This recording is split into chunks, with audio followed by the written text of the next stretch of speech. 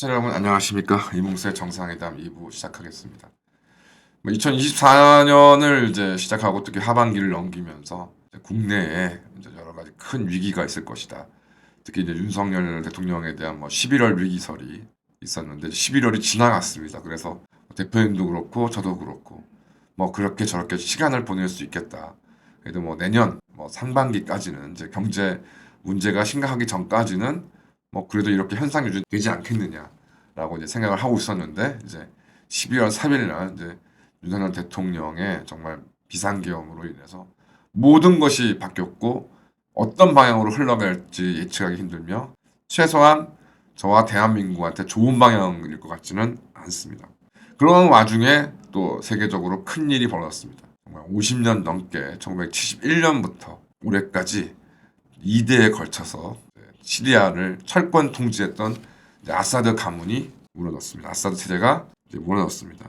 그러니까 시리아라는 나라는 물론 역사 자체는 오래되었습니다. 그래서 넓게 보면은 이제 기원전 5, 600년 전부터 전성기를 보였던 아시리아라는 이제 지역이 있었지만은 그것이 현재 시리아하고는 크게 연관이 있다고 좀 보기는 어렵고 현대 시리아는 1차 대전 이후에 오스만 터키의 어떤 지배하에 있었던 해당 지역을 프랑스가 영국과의 이제 비밀 협약을 통해서 자국의 식민지로 가지고 있다가 이것이 이제 2차 대전 이후에 이제 독립을 시켜주게 되는 레바논과 시리아가 이제 프랑스의 통치령이었었는데 그것이 2차 대전 레바논 같은 경우는 2차 대전 직전에 그 다음에 시리아 같은 경우는 2차 대전 이후에 이제 독립을 하게 되었고 고대 시리아 지역과는 무관하게 대부분의 이제 주민들은 이제 무슬림을 믿고 있는 아랍어를 사용하는 이제 시리아라는 국가가 탄생을 했습니다. 그런데 이제 이 지역이 이제 예나 지금이나 이스라엘 지역과 함께 동서양 심지어 남북으로 시리아 같은 남부에 어떤 이제 무역로에 좀 있다 보니까 여러 가지 교역이나 이런 것으로 많은 이제 풍요를 누렸었고 이러한 풍요를 노리고 이제 외세 침입 등이 끊임없이 이루어지다 보니까 이제 번영과 함께 항상 주요한 전쟁터가 되었던 지역이었고 그러다 보니 다민족뿐만 아니라 이제 이슬람교가 이제 무슬림들이 진출한 이후에도 순위 시아파로 나뉘어서 굉장히 내부적으로 균열이 심했다. 또 시아파 중에서도 시리아의 다수를 차지하고 있는 또 시아파들은 이제 또 알라위파라 그래서 또 이란이라든가 다른 지역의 또 시아파하고도 약간 좀 색깔이 다른 그런 어쨌든 범시아로 이제 묶일 수 있는 종교적 분파라고 하는데 어쨌든 굉장히 다양한 구성으로 되어 있었습니다.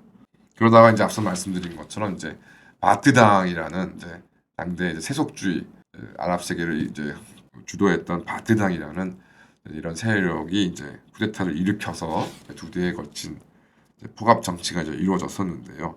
기억나시는 것처럼 이집트의 나세르가 집권하던 시절에는 이집트와 또 아랍 연맹까지 맺어서 이제 이스라엘과 전쟁을 하기로 했었습니다.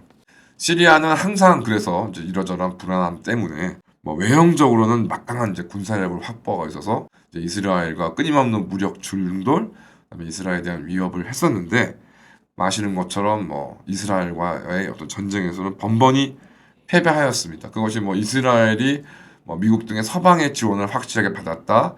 그다음에 이스라엘이 전쟁 준비를 잘했다.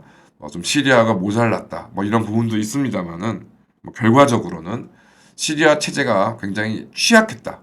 그래서 우리가 걸프 전쟁 때도 보았습니다만은 이제 이라크의 사담 후세인이 호기롭게 쿠웨이트를 침공해서 미국과 맞짱을 뜨려고 하다가 결과적으로 전세가 조금 불리해지니까 급하게 이른바 공화국 수비군이라는 일종의 이제 사담 후세인 친위 부대들이 아주 일시에 다 퇴거하고 이제 전쟁의 자체 승패보다 자신을 이제 지킬 수 있는 공화국 수비대의 세력을 온전하는 것에 굉장히 좀 노심초사를 했었고요.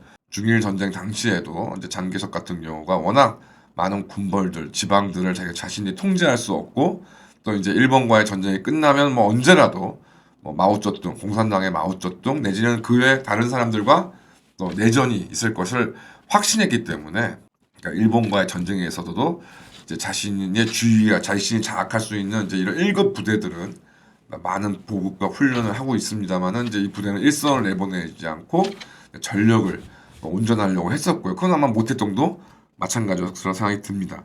마찬가지로 시리아도 뭐 말로는 이제 뭐 팔레스타인을 위해서 뭐 아랍 세계를 위해서 이스라엘과 전쟁을 뭐 한다고 하지만은 이게 이스라엘과 전쟁에 너무나 올인해서 만약에 뭐 군사력을 전반적으로 상실했을 경우 자신의 취약한 내부 체제로 인해서 그 군이 이제 무너지게 되면 자신이 이제 위험해지고 또 군 자체에 너무 또 힘이 많이 들어가게 되면 언제라도 총구를 돌려서 자신을 위협할 수 있었기 때문에 항상 이스라엘과의 전쟁에서도 핵심 전력은 이제 다마스커스를 포함한 자신의 주위에만 이렇게 두는 약간 그런 식으로 전쟁을 운영하다 보니까 뭐 전력을 다해도 이스라엘을 이기기 어려운데 항상 3분의 1 이상의 핵심 전력은 이제 뒤로 빼놓은 상태에서 전쟁을 하다 보니까 이제 이스라엘과 전쟁에서 번번이 패배할 수밖에 없었습니다.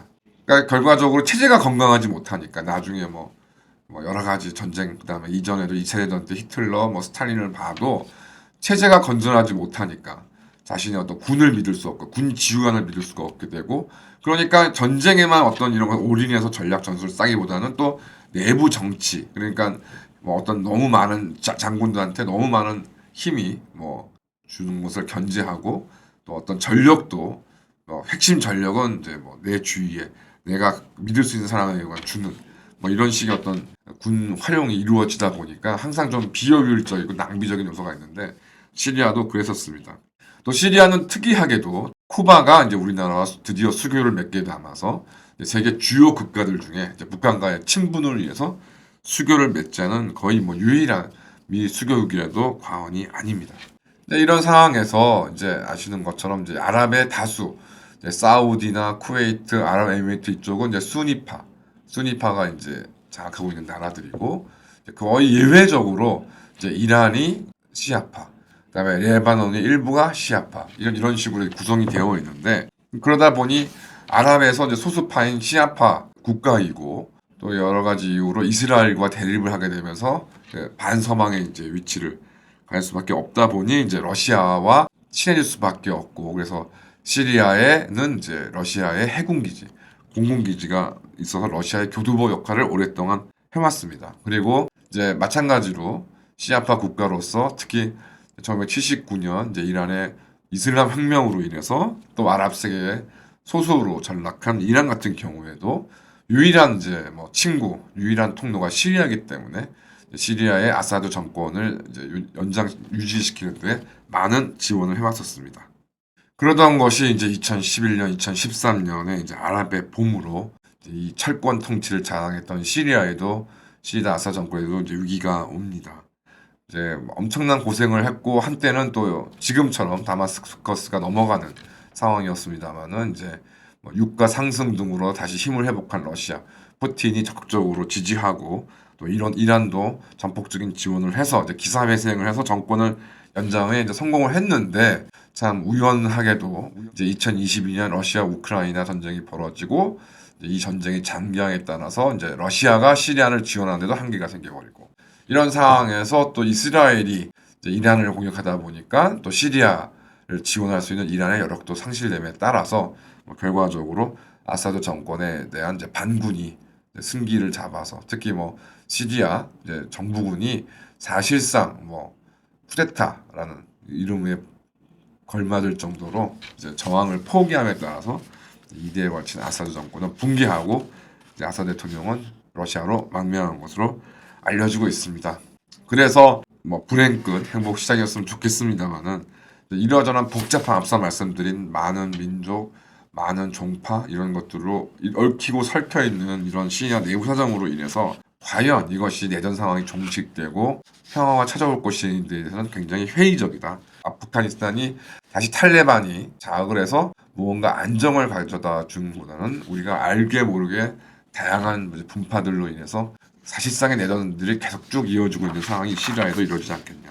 뭐 베네수엘라, 아르헨티나 같은 나라들은 정말 경제가 뭐 폭망의 사례를 할 수 있죠. 그래서 극심한 이제 인플레로 굉장히 좀 유명합니다. 그리고 그 두 나라 다 자원으로 이제 겨우 버티는 나라들인데 한때는 이제 부유한 적도 있었고 국가는 부유한 적이 있었고 그런데 근본적으로 이제 빈부 격차가 해소되지 않는 상황에서 이제 이를 활용한 이제 포퓰리즘 정치 세력이 등장하고 이들이 나라의 형편은 생각하지 않고 또 중산층과 서민은 진짜로 이렇게 위치를 올릴 수 있는 그런 근본적인 해결보다는 그냥 벌어온 돈을 퍼붓는 그런 식으로 이제 벌어졌습니다.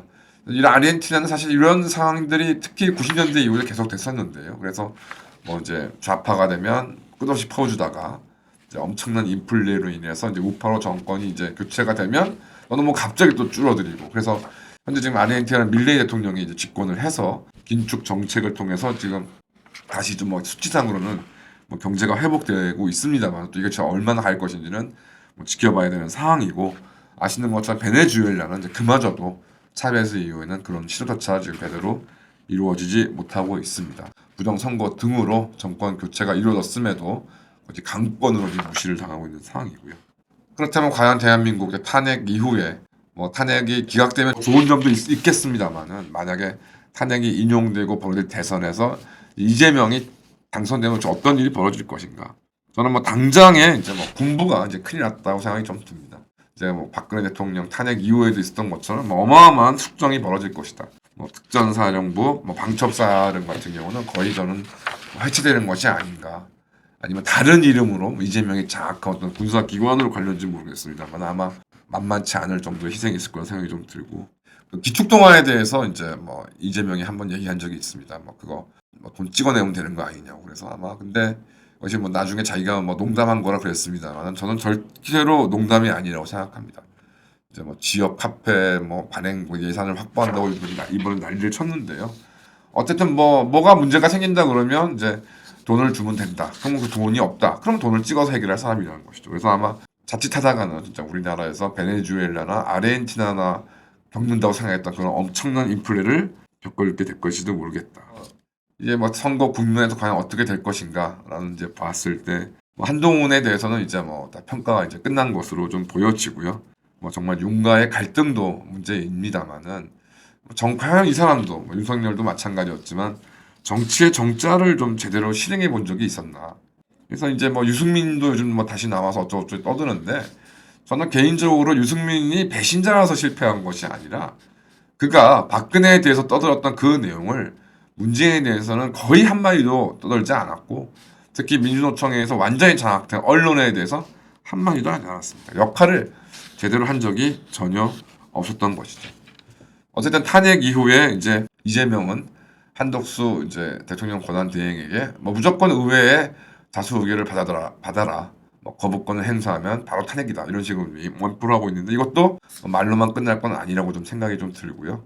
어쨌든 이러저러한 지금 뭐 시리아, 베네수엘라, 아르헨티나 이런 나라들 보면은 정말 남의 나라 일가처럼 생각이 들고 했는데 정말 과연 대한민국이 그러지 않기라도 간절히 바랍니다만은 지금 상황에서 지금 국내의 어떤 문제, 국제적인 관계 이런 등등으로 보았을 때 과연 시리아, 베네수엘라, 아르헨티나를 두고서 남의 나라 일을 할 수 있는 것인지 그것이 실현돼 어떻게 될 것인지를 확인하는 시점이 하루하루 다가오고 있습니다. 감사합니다.